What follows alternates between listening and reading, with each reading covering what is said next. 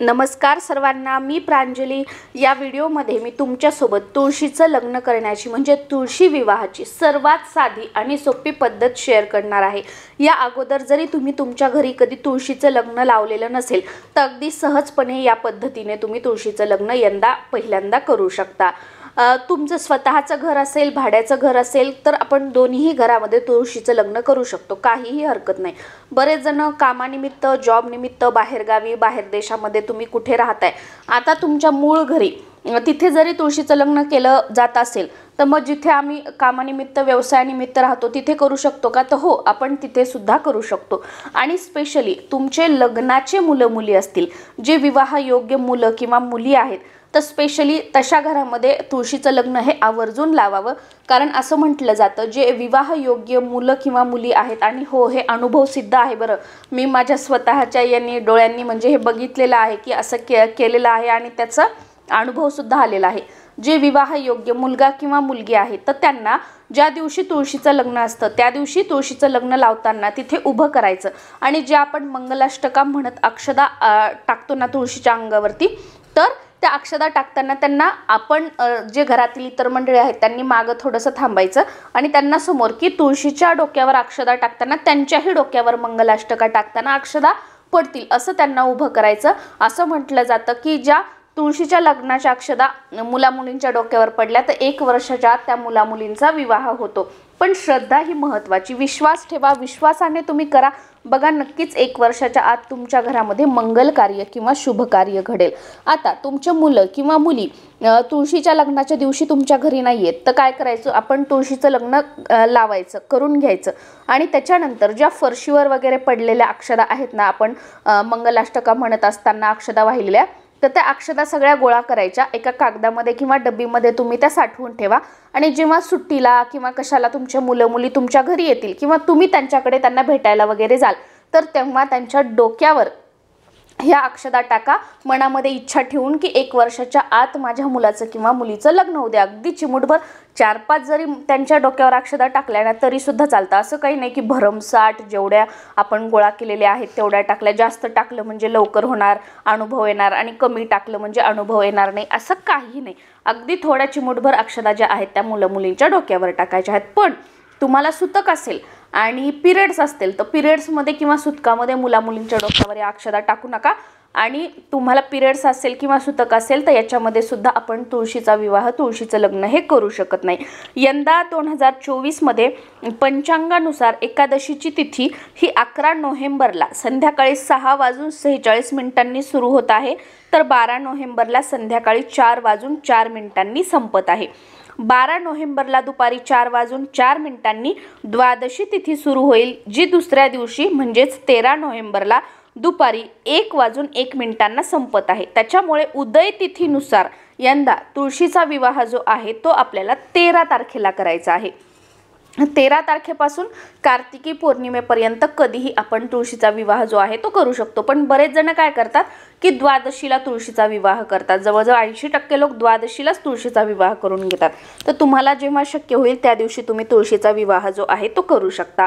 आणि तुळशीचा विवाह जेव्हा आपण आपल्या घरी करतो ना, तर ज्यांच्या वैवाहिक जीवनामध्ये अडचणी आहेत, सांसारिक जीवनामध्ये अडचणी आहेत, त्या सुद्धा दूर होतात असं म्हटलं जातं। त्याच्यामुळे तुमचे कितीही नवरा बायकोमध्ये वाद असतील, घरामध्ये काही असं तसं वातावरण असेल, तरी सुद्धा हे तुळशीचं लग्न जे आहे ना तुम्ही तुमच्या घरामध्ये लावा आणि भगवान विष्णू आणि तुळशी मातेला प्रार्थना करा, नक्कीच तुमचा संसार जो आहे ना तो सुखाचा होईल, जे काही प्रॉब्लेम्स आहेत ते दूर होतील।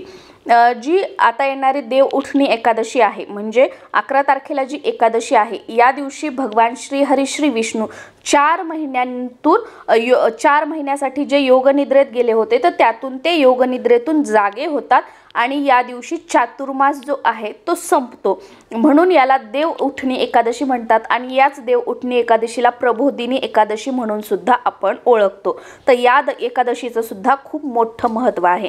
आता तुळशीचं लग्न जे आहे ते संध्याकाळी 3 सांजेच्या वेळेस लावलं जातं, म्हणजे काय की जेव्हा सूर्य मावळतो तर त्या वेळेमध्ये तुळशीचं लग्न लावलं जातं। साध्या सोप्या पद्धतीने करायचं म्हटलं, तुमचं बैठं वगैरे घर असेल तर आपल्या अंगणामध्ये तुळशीचं लग्न करायचं असतं, कारण अंगणामध्ये मांडव टाकला जातो आणि तिथे तुळशीचं लग्न केलं जातं. पण तुम्ही फ्लॅटमध्ये वगैरे राहताय तर आपण समोर पोर्चमध्ये करू शकत नाही. तुम्ही करू शकत असाल तर करू शकता, पण बरेच जण करू शकत नाही. मग अशा वेळेला आपल्या बाल्कनीमध्ये वगैरे तुम्ही तुळशीचं लग्न केलं तरी सुद्धा चालू शकतं. तुळशीचं लग्न करण्यासाठी तुमच्या तुळशीची जी कुंडी असेल किंवा जे तुळशी वृंदावन असेल ते आदल्या दिवशी स्वच्छ पुसा. तुम्हाला त्याला कलर वगैरे काही द्यायचा वगैरे असेल तर कलर वगैरे देऊन घ्या. बाकी संगमरवरी वगैरे असेल तर तुम्ही स्वच्छ पुसून घेतलं तरी सुद्धा चालेल. तुळशीचे लग्न कोणासोबत लावले जाते तर बघा, आपण म्हणतो तुळशी दामोदर विवाह, भगवान विष्णूंचंच रूप शालिग्राम यांच्यासोबत आपण तुळशीचं लग्न लावत असतो. तर तुमच्याकडे शालिग्राम असतील तर ते तुम्ही वर म्हणून तिथे ठेवू शकता. पण तुमच्याकडे शालिग्राम नसतील तर आपल्या देवघरामध्ये जी बाळकृष्णांची मूर्ती आहे ना त्यांच्यासोबत आपण तुळशीचं लग्न लावायचं असतं. तुळशीचं लग्न जिथे आपण करणार आहोत सुरुवातीला ती जागा जी आहे ती स्वच्छ करून घ्यायची आहे, झाडून पुसून घ्यायची. अंगण असेल तर सडा वगैरे टाकून घ्यायचा आहे. आणि छोटीशी जो कुंडी असेल, आपल्या कुंडीमध्ये जर तुळशीचं रोपटं असेल तर एखादा पाट किंवा चौरंग ठेवायचा आणि त्याच्यावर ते तुळशीचं रोप तुम्हाला ठेवायचं आहे. आणि दुसरा चौरंग किंवा पाट छोटंसं काहीतरी घ्यायचं, त्याच्यावर बाळकृष्णाची मूर्ती किंवा जो आपलं शालिग्राम आहेत तर ते आपल्याला ठेवायचे आहेत.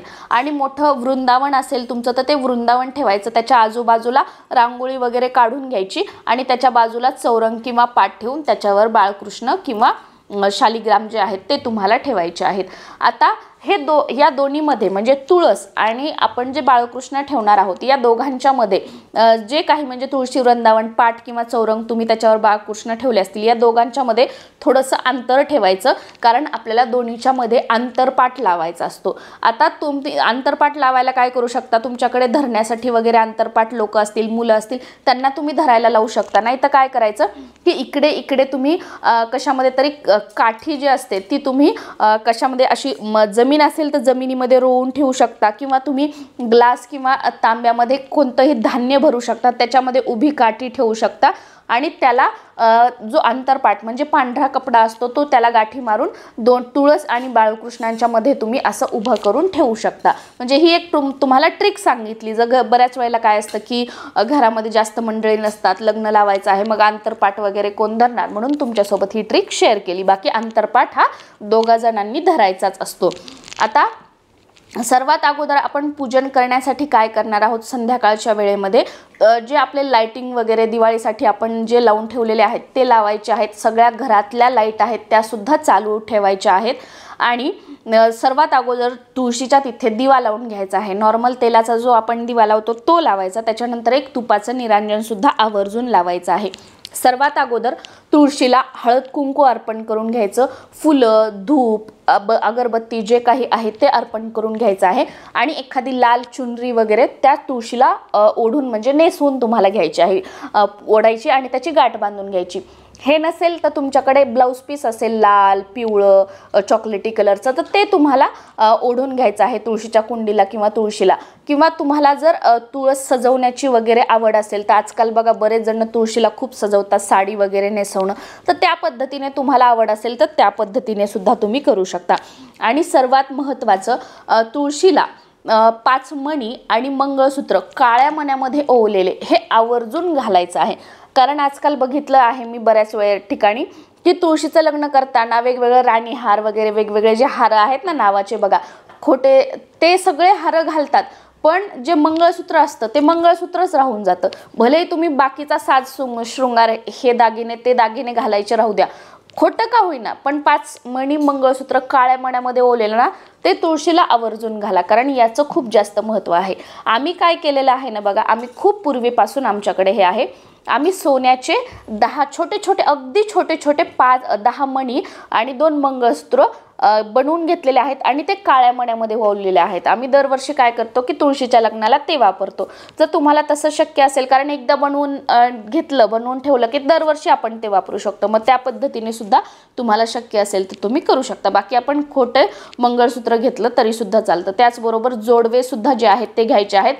हिरव्या बांगड्या सुद्धा तुम्हाला ज्या आहेत त्या तुळशीच्या एका फांदीमध्ये तुम्हाला घालायच्या आहेत. या पद्धतीने करायचं आहे। आणि त्यानंतर मग जे आपले बाळकृष्ण आहेत तर बाळकृष्णांना ताम्हणामध्ये ठेवायचं आणि त्यांना स्नान घालून घ्यायचं आहे। अगदी 5 पळी 11 पळी त्यांना पाणी त्यांच्यावर टाकून स्नान घालायचं आहे। स्वच्छ पाणी टाका आणि त्यांना स्नान घालत असताना ओम नमो भगवते वासुदेवाय हा मंत्र म्हणायचा आहे। सुरुवातीला स्वच्छ पाण्याने, त्यानंतर पंचामृताने आणि परत स्वच्छ पाण्याने स्नान त्यांना आंघोळ घालून घ्यायची आहे। आणि स्वच्छ पुसून जिथे आपण लग्न लावण्यासाठी पाट किंवा चौरंग ठेवलेला आहे तिथे बाळकृष्णांची मूर्ती ठेवायची, त्यांना गंध लावून घ्यायचा आहे, त्यांना सुद्धा फुलं वगैरे जे काही आहे ते सगळं अर्पण करून घ्यायचे आहे। आणि आता आपण खऱ्या अर्थाने तुळशीचं लग्न जे आहे ना ते लावणार आहोत। आणि तुळशीला बाळकृष्णांना वस्त्रमाळ, ज्याला कापसाचे वस्त्र म्हटलं जातं, तर ते सुद्धा आवर्जून अर्पण करायचे आहेत। आणि या दिवशी तुळशीला नैवेद्य जो आहे, नैवेद्याचा मान हा चिंच आणि आवळ्याला आहे, त्याच्यामुळे आवर्जून 1-2 आवळे आणि चिंच जी आहे ती एका वाटीमध्ये किंवा प्लेटमध्ये ठेवून तुम्हाला याचा नैवेद्य दाखवायचा आहे। बऱ्याच ठिकाणी लाह्यांचा सुद्धा नैवेद्य दाखवला जातो किंवा तुमच्याकडे जे नैवेद्य दाखवण्याची पद्धत असेल तो नैवेद्य तुम्ही दाखवून घेऊ शकता। हा नैवेद्य दाखवल्यानंतर तुमच्याकडे जर काही फळं असतील, 5 फळं कोणत्याही प्रकारची, तर ती सुद्धा तुम्ही ठेवू शकता। आणि जे ऊस वगैरे जे आहेत ते व्यवस्थित 4 ऊस जे आहेत ते आपल्याला बांधून घ्यायचे आहेत। जसं की 2 मामा असतील किंवा 2 मांडव, म्हणून तुमच्याकडे 2 किंवा 4 ऊस मांडण्याची जी पद्धत असेल तर ते तुम्ही करू शकता। मी तुम्हाला सांगितल्याप्रमाणे आमच्याकडे 4 असतात, 2 ते मुलामुलीचा मामा म्हणून आणि 2 जे असतात ते मांडव म्हणून, तर त्या पद्धतीने। आणि ऊस इझिली अवेलेबल होऊन जातो पूजा साहित्याच्या दुकानामध्ये, तर तुळशीच्या लग्नासाठी सगळीकडे ऊस हा ठेवलेला असतो, उपलब्ध असतो तो। आता आपल्याला काय करायचं आहे, मांडव आपण धरलेला आहे, त्यानंतर तुम्हाला मंगलाष्टिका म्हणायच्या आहेत। 5 मंगलाष्टक तुम्हाला म्हणायचे आहेत। गुगलवर तुम्ही टाका तुळशी विवाह मंगलाष्टिका, तर तुम्हाला PDF मध्ये येऊन जातील, त्याची प्रिंट काढून तुम्ही घेऊ शकता आणि इझिली त्याच्यातून तुम्ही मंगलाष्टका म्हणू शकता। बाकी तुम्ही फोनमधून जरी म्हणून 5 मंगलाष्टका म्हटल्या तरी सुद्धा चालेल। 5 मंगलाष्टका म्हणायच्या आणि तुळशीचं लग्न जे आहे ते आपल्याला लावायचं आहे। या मंगलाष्टका म्हणून झाल्यानंतर तो अंतरपाट जो आहे तो आपल्याला काढून ठेवायचा आहे। तुळशीची सवाष्णी म्हणून ओटी भरायची आहे। ब्लाउज पीस घेऊ शकता, त्याच्यामध्ये जे सगळं ओटीचं साहित्य असतं ते ठेवायचं आहे आणि तुळशीची ओटी भरायची आहे। तुळशीची ओटी भरून झाल्यानंतर आरती करायची आहे। सुरुवातीला गणपतीची आरती, त्यानंतर भगवान विष्णूंची किंवा कृष्णाची आरती म्हणायची आणि त्याच्यानंतर तुळशीची आरती म्हणायची। ह्या आरती सुद्धा तुम्हाला गुगलवरती PDF मध्ये मिळून जातील, याच्या प्रिंट काढून तुम्ही म्हणू शकता किंवा मोबाईलमधून म्हटलं तरी सुद्धा चालेल। हे झालं पूर्ण आता आपलं तुळशीचं लग्न। आता हे तुळशीचं लग्न झाल्यानंतर तुमचे मुलं मुली नसतील तर मग त्या खाली पडलेल्या ज्या अक्षदा आहेत त्या तुम्ही रात्री तसंच राहू द्या, दुसऱ्या दिवशी त्या तुम्ही गोळा करू शकता। जेव्हा आपण सगळं आवरणार आहोत, उत्तर पूजा वगैरे करणार आहोत, त्यावेळेला त्या अक्षदा गोळा करून एखाद्या डब्बीमध्ये किंवा कागदामध्ये तुम्ही ठेवू शकता आणि मुलं मुली जेव्हा येतील किंवा तुम्ही त्यांच्याकडे जाल तर तेव्हा त्यांच्या डोक्यावर तुम्ही टाकू शकता। तर या पद्धतीने साधं सोपं तुळशीचं लग्न जे आहे ते आपल्याला लावायचं आहे। आणि तुळशीचं लग्न लावून वगैरे सगळं झाल्यानंतर तो जो प्रसाद आपण दाखवलेला आहे लाह्याचा किंवा चिंच आवळ्याचा आणि जे काही फळं वगैरे असतील ते आपण घरातील सर्वांनी मिळून खायचे आहेत।